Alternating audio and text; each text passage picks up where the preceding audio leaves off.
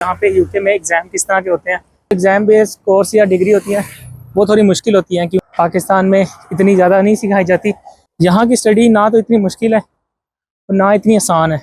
आपको यहाँ पे कोई फार्मूला याद नहीं करना पड़ता और जो आपकी अर्निंग है उसको आपको कॉम्प्रोमाइज़ करना पड़ता है।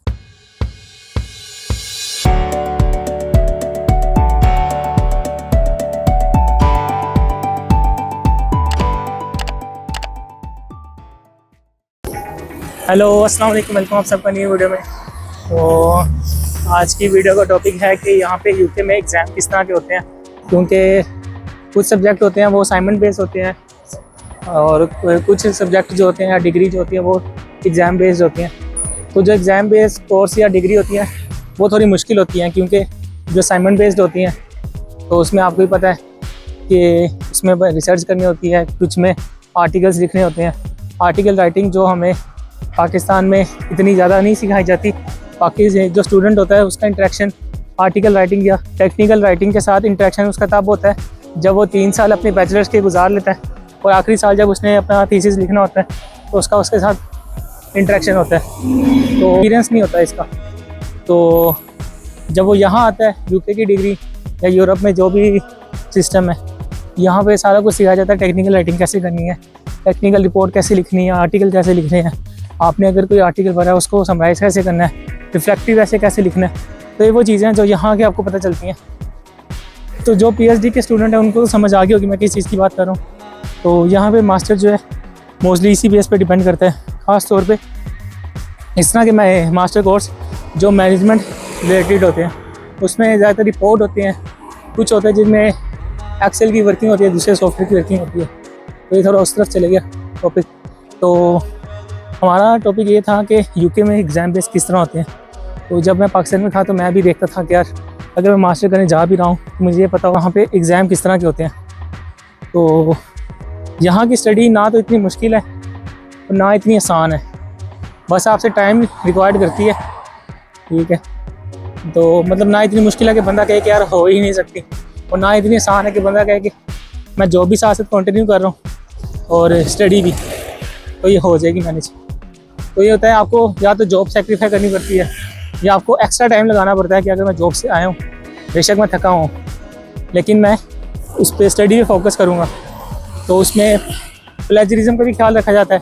अब पाकिस्तान में जब हम असाइनमेंट जमा कराते थे तो हमें तो पता ही नहीं होता था कि प्लेजरिज्म क्या चीज़ होती है, या बस ये पता होता था कि किसी एक बच्चे की दूसरे से मैच नहीं होनी चाहिए। लेकिन यहाँ के पता चलता है, बल्कि पाकिस्तान का इंटरेक्शन होता है जब वो थीसिस करते हैं तो उन्हें पता चलता है कि यार इटर्निटी की रिपोर्ट टीचर चेक करते हैं कि नेट से कितना कॉपी है, ठीक है। अब तो आजकल एआई का भी आ गया, वो बता देता है एआई कितना है। तो यहाँ आगे पता चलता है कि हर असाइनमेंट जो उसकी इटर्निटी रिपोर्ट होगी, प्लेजरिज्म आपको कितना % लाओ होगा, ये सारी चीज़ें देखी जाती हैं। तो ये ऐसी चीज़ें जितनी कोई टफ तो नहीं है, ना इतनी मुश्किल है। अगर आपकी प्रैक्टिस हो और आप डेली इस तरह के आर्टिकल लिखते हो या पढ़ते हो तो आपको इतना मुश्किल नहीं होता। और वाटर गया पीछे, मैं कपल की बात नहीं कर रहा हूँ, पीछे तो गाड़ी गई उसकी बात कर रहा हूँ। तो अब मेरी जो डिग्री है वो है एमएससी स्ट्रक्चरल इंजीनियरिंग। इसमें कुछ कोर्स जो है, एक कोर्स जो है, 2 कोर्स है मेरे। एक है इंजीनियरिंग मैनेजमेंट जो सिंपल प्रोजेक्ट मैनेजमेंट से कह सकते हो मिलता जुलता है, और दूसरा जो कोर्स है वो है design in concrete and steel. तो डिज़ाइनिंग कंक्रीट एंड स्टील का ये हिसाब है, वो 60% असाइनमेंट बेस्ड है, मतलब 100% मार्किंग है ना अगर, तो 60% असाइनमेंट बेस्ड है और 40% एग्ज़ाम बेस्ड है।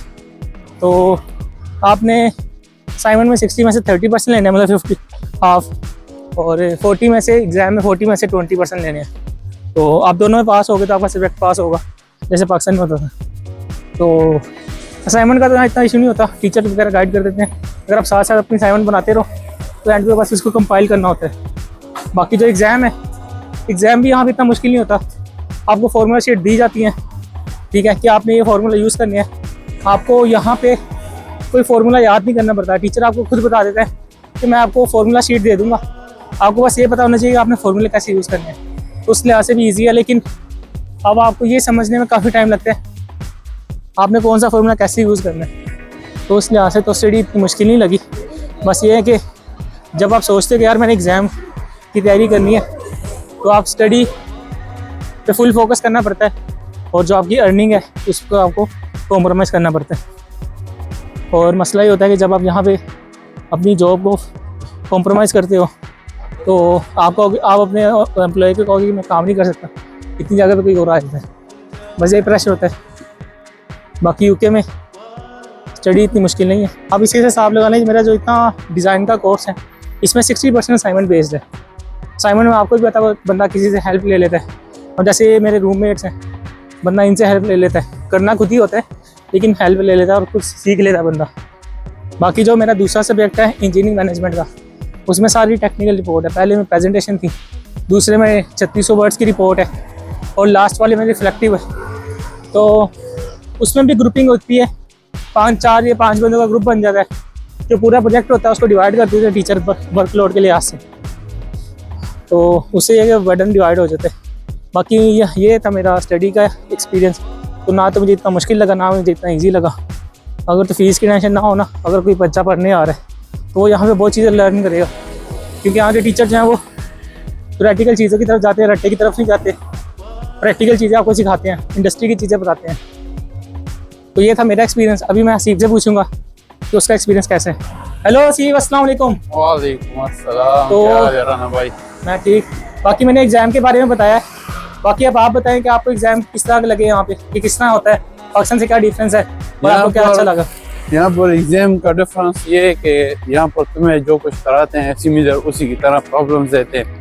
मतलब जो काम कर देते हैं उससे थोड़ा सा डिफरेंस को वैल्यूज चेंज कर देते हैं, और सीक्वेंस वही होता है, शेप भी वही होता है, बस सिर्फ सीक्वेंस और सिमिलरिटी ले आते हैं। तो ये है कि कोई इतना टेंशन भी नहीं पड़ता कि मतलब ये है कि हम लोग ये सोचे कि हमें ये नहीं आता वो नहीं आता ना, तो इंसान इजीली पिकअप कर लेते हैं। दूसरे यहाँ पर ये काम मैंने नोट किया हुआ, यहाँ पर अगर टीचर के साथ तुम्हारी लड़ाई भी हो जाए, यहाँ पर तो कोई लड़ाई नहीं करता, मगर अगर फॉर एग्जाम्पल लड़ाई भी हो जाए ना तो वो उस पेपर को पर्सनली नहीं लेते, मतलब ग्रज नहीं निकालते यहाँ पे। हाँ, तुम पे वो पेपर पे बहुत होता था। हाँ, तुम पे पेपर का गुस्सा नहीं निकालते। तो ये चीज मैंने नोट किया कि मतलब ये यहाँ के टीचर वैसे भी अच्छे हैं। हाँ, यहाँ पर अच्छे हैं। और दूसरा ये कि जो वो मुश्किल फॉर्मूले वो प्रोवाइड करते हैं, तो ये है कि यहाँ पर बहुत ज्यादा चेंजेस है। और दूसरी बात ये कि ये तुम्हें प्रैक्टिकल बजाय टेक्निकल काम देते हैं। तो आपको इजी लगी है, आसान लगी है? आसान से यार इजी भी है, और दूसरी बात ये है कि ये हमारे फायदे के लिए वो दे रहे, तो डिफिकल्ट और टेक्निकल फॉर्म है, काम वही है, असाइनमेंट वही होता है, लेकिन टेक्निकल फॉर्म में आपने उसको जवाब देना होता है, तो उसमें तुम प्लेजरिज्म मुकम्मल नहीं कर सकते। वो तो तुम्हारा प्लेजरिज्म यूनिक काम करना होगा, यूनिक और मेन टू द पॉइंट काम करना पड़ेगा। अपने आप से बातें नहीं करनी पड़ेगी, और इस तरह आर्टिकल्स पढ़ने पड़ेंगे, ताकि अगर आप कोई चीज लिख रहे हो आपको नॉलेज हो इस बारे में। हाँ, नॉलेज हो, मगर ये कि वो तुम अपनी नॉलेज में लिखोगे, वो नहीं कि तुम वो जो देख रहे हो वो लिख लो।